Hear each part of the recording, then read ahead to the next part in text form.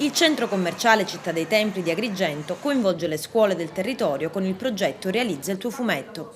Docente d'eccezione per l'occasione il fumettista Rai Sergio Criminisi, chiamata ad insegnare i segreti del suo mestiere agli alunni di 5 scuole che hanno poi realizzato degli elaborati. Filo conduttore dei disegni esposti da oggi al centro commerciale un tema di grande attualità, l'Expo di Milano, obiettivo quello di formare divertendo.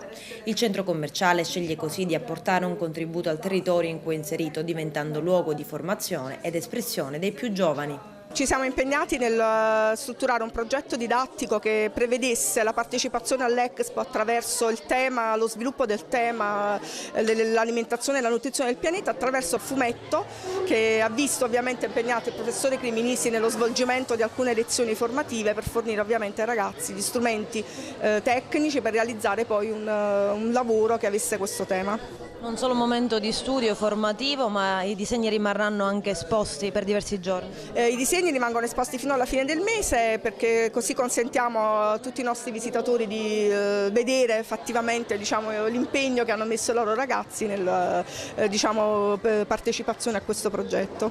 Avete anche premiato le scuole? Abbiamo premiato le scuole con delle offerte didattiche, loro ci hanno fatto presente le loro le esigenze e quindi abbiamo così sopperito con un piccolo cadeau alle esigenze delle scuole. Per 2 giorni è diventato professore del centro commerciale, ha avuto a che fare con ben 5 scuole per insegnargli la tecnica del fumetto. Ecco, come hanno risposto i ragazzi e come hanno risposto anche in merito al tema scelto?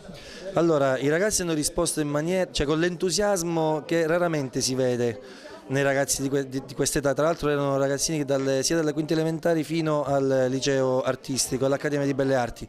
La risposta è stata proprio con un entusiasmo prorompente, che mi è stato confermato anche dalle professoresse e dai docenti, che questo entusiasmo poi si è trasferito anche all'interno delle scuole, quindi non è stato solo un fenomeno qui all'interno del centro commerciale. Devo dire che l'entusiasmo dei ragazzi nel coinvolgersi con la tecnica del fumetto e approfondendo anche i temi della nutrizione legati all'Expo di quest'anno, il coinvolgimento è stato totale, è stato molto sentito. Siete stati anche premiati?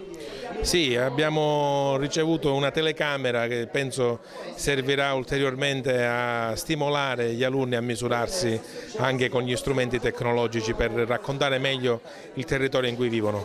Perché noi abbiamo delle